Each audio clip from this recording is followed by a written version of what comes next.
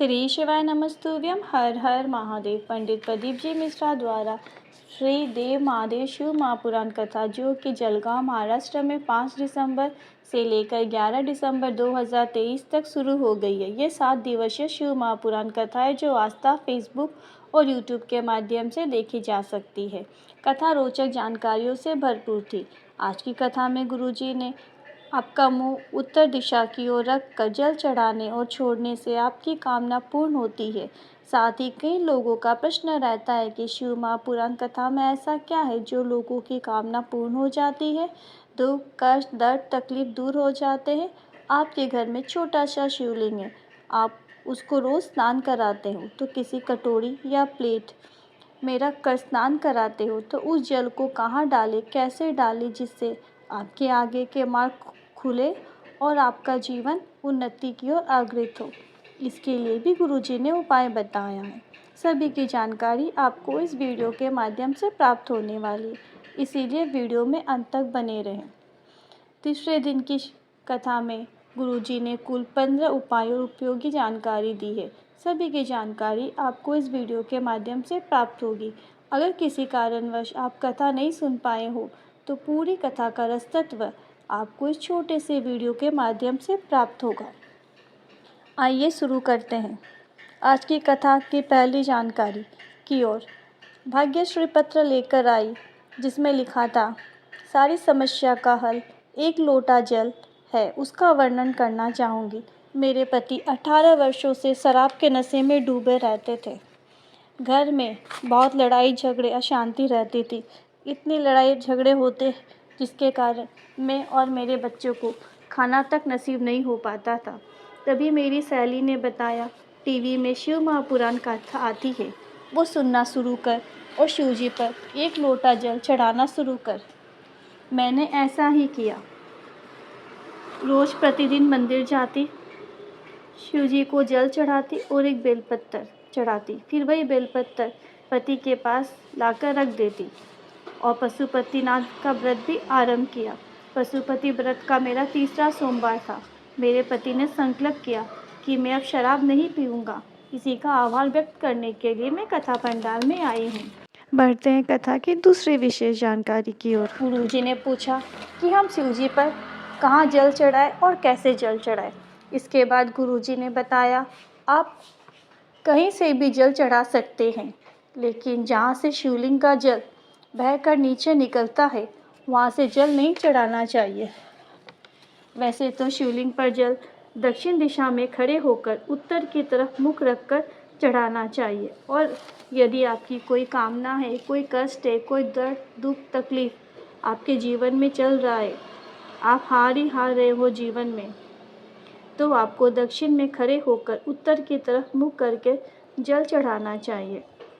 बढ़ते हैं कथा की तीसरी विशेष जानकारी की ओर। यदि आप शिवलिंग को स्नान करा रहे हो किसी थाली या प्लेट या किसी पात्र में, तो शिवलिंग की जलाधारी उत्तर की तरफ ही रखकर स्नान कराएं। फिर आप स्नान किया हुआ जल आपको किसी पौधे में डालना है, लेकिन ध्यान रहे कि तुलसी के पौधे में ना डालें। अन्य किसी पौधे में आप ये जल डाल सकते हो। और जब आप जल डालें तो अपना मुंह उत्तर की दिशा की तरफ रखें, जिससे आपकी जो कामना है वो बहुत जल्द पूर्ण होने लगती है। और ये निश्चित है, ऐसा करना आप शुरू कर दें। अगर अभी तक आपने शुरू करना नहीं किया है तो अब से शुरू कर दें, ताकि आपके सारे मार्ग खुलने लगे। बढ़ते हैं कथा के चौथी विशेष जानकारी की ओर। अनीता जी पत्र लेकर आई, जिसमें लिखा था, मेरा बेटा 3 वर्ष का है, उसको ऐसी बीमारी हो गई जो लाखों में किसी एक को ही होती है। मैंने और मेरी सासू माँ ने दोनों ने पशुपतिनाथ का व्रत शुरू किया। आपने दक्षिण दिशा पर खड़े होकर उत्तर की तरफ मुँह करके जल चढ़ाने को बताया था भोपाल की कथा में। मैंने ऐसा ही किया। रोज़ प्रतिदिन जल चढ़ाती, लेकर आती, बेटे को पिला देती। उसमें थोड़ा फ़र्क नज़र आने लगा, पर पूरा ठीक नहीं हुआ। फिर मैं सीहोर गई, रुद्राक्ष लाई और वहाँ से एक कंकड़ ले आई और रुद्राक्ष के जल चढ़ाकर रुद्राक्ष का जल शिवलिंग पर चढ़ाकर बेटे को पिलाती। फिर पशुपति व्रत शुरू किया। 5 सोमवार पूरा हुआ, मैं कुबेरेश्वर धाम गई और वहीं की रज अपने बेटे को लगाई। मेरा बेटा 3 दिन में पूरा ठीक हो गया। उसी का आभार व्यक्त करने के लिए मैं कथा पंडाल में आई हूँ। बढ़ते हैं कथा की 5वीं विशेष जानकारी की ओर। गुरुजी ने कहा, सूर्य नारायण को चढ़ाया हुआ जल रोग मुक्ति प्रदान करता है। के घर में जो शिवलिंग है को स्नान करवाया है और वो जल किसी पौधे या वृक्ष में छोड़ रहे हो तो आपको जलगांव वाली कथा को याद करना चाहिए। जब आप शिवलिंग पर चढ़ा हुआ जल वृक्ष या पौधे पे छोड़े तो आपका मुख उत्तर दिशा की ओर रखें। इस तरह से आप जल छोड़ोगे तो आपकी कामना निश्चित ही पूरी होगी। बढ़ते हैं कथा की 6ठी विशेष जानकारी की ओर। गुरुजी ने कहा, इन लोगों का प्रश्न होता है कि शिव महापुराण कथा में ऐसा क्या है जो लोगों की कामना पूर्ण हो जाती है, उनके दुख दर्द तकलीफ दूर हो जाते हैं। शंकर की कथा में ऐसा क्या है? गुरुजी ने कहा, शिवलिंग पर जब आप बैठकर या खड़े होकर जल चढ़ाते हैं तो वह जल उत्तर दिशा की ओर बहता है और ऐसे में आपके सारे रास्ते खुल जाते हैं। जीवन के सारे दुख दर्द तकलीफ कष्ट दूर हो जाते हैं। बढ़ते हैं कथा की 7वीं विशेष जानकारी की ओर। अनीता जी किशोर पाटिल पत्र लेकर आई। पत्र में लिखा था, 20 वर्ष हो गए, मेरे संतान नहीं थी। भगवान से तो भरोसा टूट ही गया था, पर जब मैंने छोटे छोटे बच्चे को शिवालय में जाकर जल चढ़ाते देखा, उनके विश्वास को देखा, तो मैंने भी सोचा, सीहोर वाला महाराज इतना कहता है तो मैं भी जल चढ़ाना शुरू कर ही देती हूँ। मैंने भी जल चढ़ाना शुरू किया। सफ़ेद आंकड़े की जड़ का उपाय किया और साथ ही साथ पशुपतिनाथ का व्रत भी आरंभ कर दिया और बाबा की कृपा से 20 साल बाद मुझे संतान की प्राप्ति हुई है। उसी का आभार व्यक्त करने के लिए मैं कथा पंडाल में आई हूँ। बढ़ते हैं कथा की 8वीं विशेष जानकारी की ओर। ममता जी पत्र लेकर आई। डॉक्टर ने मुझे बीमारी बताई और उसके बाद मेरी दूसरी जांच होने वाली थी। मैंने भी अपने पति से कह दिया, मुझे बाबा पे पूरा भरोसा है। मैंने जल चढ़ाना शुरू किया और आचमन करने लगी। जल मुझे शुरू में कड़वा लगता था तो मेरे पति ने कहा, बाबा दवाई दे रहा है। फिर कुछ दिन बाद जल ठीक लगने लगा। कुछ दिन बाद जब जांच करवाने जाने वाली थी तो मैंने जल का आचमन और एक बेलपत्र खाकर चली गई। डॉक्टर ने कहा, कोई बीमारी नहीं है, बाबा ने मुझे बचा लिया है। उसी का आभार व्यक्त करने के लिए मैं कथा पंडाल में आई हूँ। बढ़ते कथा की 9वीं विशेष जानकारी की ओर। शारदा पाटिल जी पत्र लेकर आई जिसमें लिखा था, 18 वर्ष हो गए थे, संतान का सुख नहीं था। डॉक्टर ने तो कह दिया था संतान तो हो ही नहीं सकती। तभी मेरी देवरानी ने मुझे और मेरे पति से सफ़ेद आंकड़े की जड़ का प्रयोग करने को कहा। मैंने किया और मैंने सुना है, बाबा से कहा, मैंने सुना है कथा पंडाल में किसी का मुंह जूठा करना यानी कि शिव को भोग लगाना कहलाता है। तो बाबा आप मुझ पर कृपा करना, जहाँ पर भी कथा होगी ज़्यादा ना हो सके तो बिस्किट का एक पैकेट ही बांट दूंगी। बाबा की कृपा से मुझे संतान की प्राप्ति हुई है और हम यहाँ रोज़ आते हैं और कुछ लुटा कर चले जाते हैं और अगले दिन बाबा कहीं गुना प्रदान कर देता है। इसी का आभार व्यक्त करने के लिए मैं कथा पंडाल में आई हूँ। बढ़ते कथा की 10वीं विशेष जानकारी की ओर। गुरुजी ने कहा, कई लोग कहते हैं पूजा में गलती होने से महादेव रुष्ट हो जाते हैं, बेलपत्र नहीं चढ़ाते तो रुष्ट हो जाते हैं।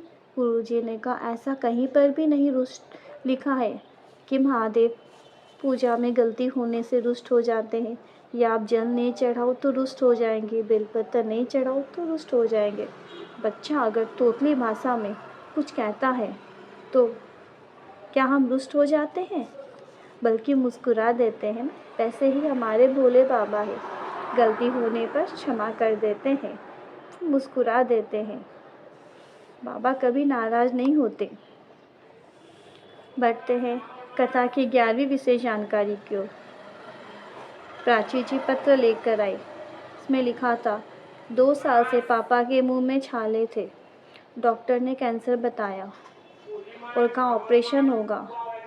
हमने जल चढ़ाना शुरू कर दिया। डॉक्टर ने एक ऑपरेशन तो कर दिया, कहा कि अब इसके बाद और एक ऑपरेशन होगा क्योंकि कैंसर शरीर में फैल रहा है। हमने भी कहा दूसरे ऑपरेशन की ज़रूरत नहीं पड़ेगी।